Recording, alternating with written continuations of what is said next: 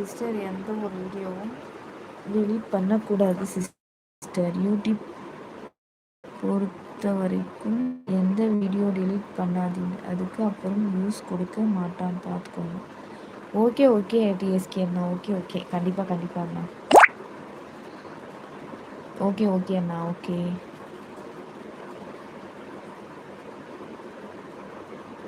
Okay TSK Anna.